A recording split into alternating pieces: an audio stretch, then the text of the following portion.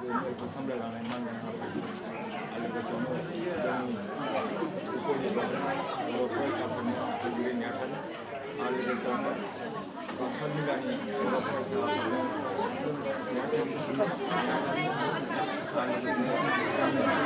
क'क्राझार कमिटिनि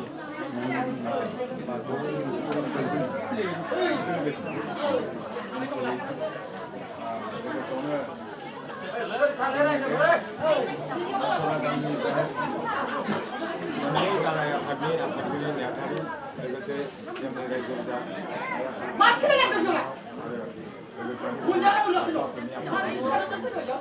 दा दिनैनि बे जोंनि हाथरा गामियाव फैनायनि उद्देश्य अर्थात जाहोनानो जाबाय फैगौ 23 एप्रिल दानाव जानो गोनां 5 नं क'क्राझार लोकसभा समष्टिनि मोनसे माने नेरानिफ्रा आरो सोर बेसेबां देरहालायनो हायो बुंनो थाङोबा दा बेहाय जोंहा बर' फिसा हिसाबै दा जोंनि गंनै जानाय बायदि जों नुहुरखाबाय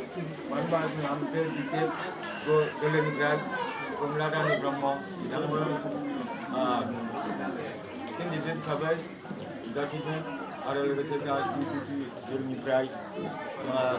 निउजो ब्रह्म जोंहाबो दिनै जोंहा बर' फरायसाफोरनि मोनसे सापर्टेड अर्थात मोनसे हेफाजाबाव नङा होमबा दा खोथाया जाबाय मा जोङो ओरै सिन्तासो खालामदोंमोन जों बर' हिसाबै आसलि मोनसेल' जानांगौमोन नाथाय बेहाय उद्देश्य दं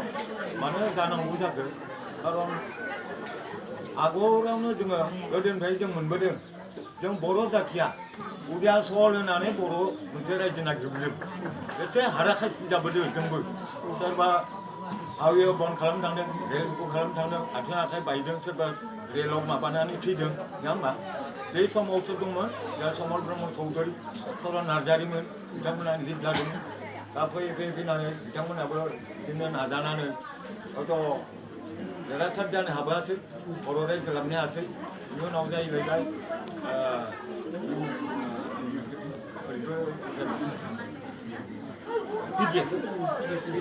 पिडिएफआवबो मोनसे बिदिनो दाङाबाजि मोनसे संगठन जोङो सौफैदोंमोन आरो बेबो हायासै बिनि उनाव फैनानै जोंहा मा जाखो बिएलटि लास्टआव बिएलटि जाबाय बिएलटिआबो दिनै गासै लोगो नांनासो जोङो बिएलटिआबो नै दा जों बिटिसिखौ मोनदों सोरबा फिउआल' हारसिं नङा हयथ' सोरबा बिबिएफआल' हारसिं नङा गतिके गासै बर' जाथियानो लोगो नांनानै जोङो बिएलटिखौ लाबोदों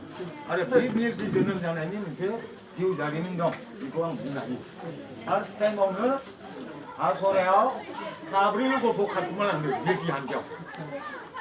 बिनिफ्राय उनाव मिथिना मा जाखो बिएलटिआव बुबाय बे न'खरखौ गाग्लोबनो गोनां बिएलटिआव हाबनायनि थाखाय थांनानै मा जाखो बिनि उनाव बांनायनि सायाव बांनानै मा जाहैगोन 8 जन थांबाय हासरानिफ्राय थांनानै बिदिनो बायहेरायाव थांबाय न'आवबो फैनानै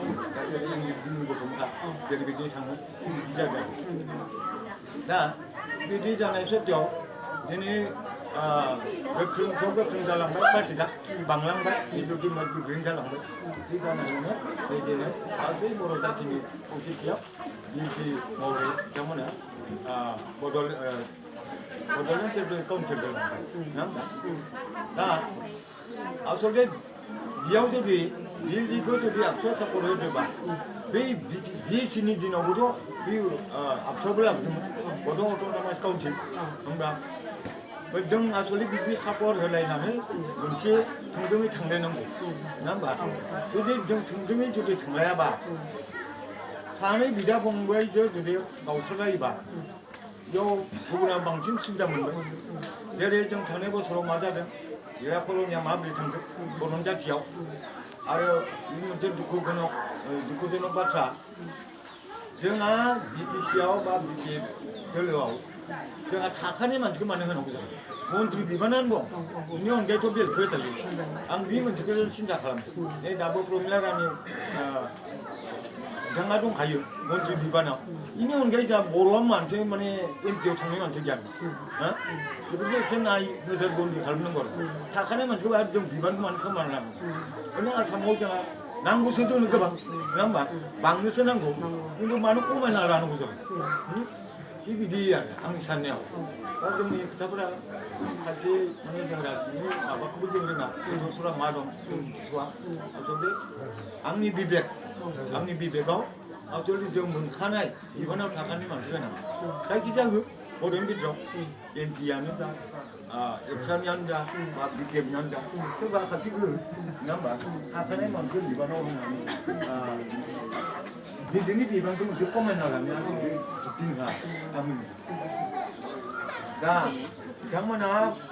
मानो खुद्रिनो फैदों खुद्रिनाया मोनसे ओंथि दं खारन जिहेतु जोङो खौसेथि जानानै लोगो नांनानै बिपिएफ दोलोनि मोनसेयाबोथाय बे जिहेतु जोंनि बर' हारिनि जितु थैथां सुजिना फैनाय बे उद्देश्यखौ बा मोनथाय फिथाइखौ जों मोनजोबाखै बे मोनैनि थाखायसो दिनै बिथांमोना हयथ' बिसोरजो जानाय नङा थिग बिदि उदाहरनाव बा बेफोरखौ नुहुरनानैसो दिनै खुद्रिलायनाय जादों नङा होमबा खोथाया इसोर नङाबा बिथांमोना जुदि मोजांखौनो मावोबा सोर एसेनो अबस्थिजों जागोन रावबोथ' हेंथा थांखाया सोरबा बिदा फंबाय खानैसो सोरबा नांलायगोन नामा आदाया मोजां सलायदोंबा सलायदो आदानि मोजां सलायनायखौ नुयाव न'खर मोजां सलायनो थाखायसो ओइ फंबाया बाध्य जायो थिग बिदि जादों आरो खोथाया दा जोंनि गेजेराव नङाबा बिपिएफआलाय सोर बेबो बर'नि बिपिएफआलाय सोर बेखौथ' बर'आनो एखे बर' बिनि गावजों गाव मानो सलिदों निश्चय माबा मोनसे ओंथि दं बिनि खोथायाव सोरबा जों मिथिया खिन्थु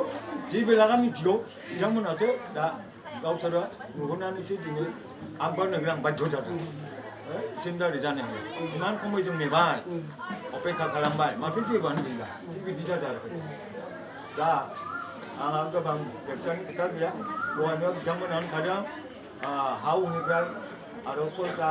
जनगोष्ठीखौ लानानै मा होदों मा होनो लुबैदों आरो इसोरनो होयोबा मा जागोन जाया बेखौ बेखायनो रायजो राजानो बुजायना होदों दा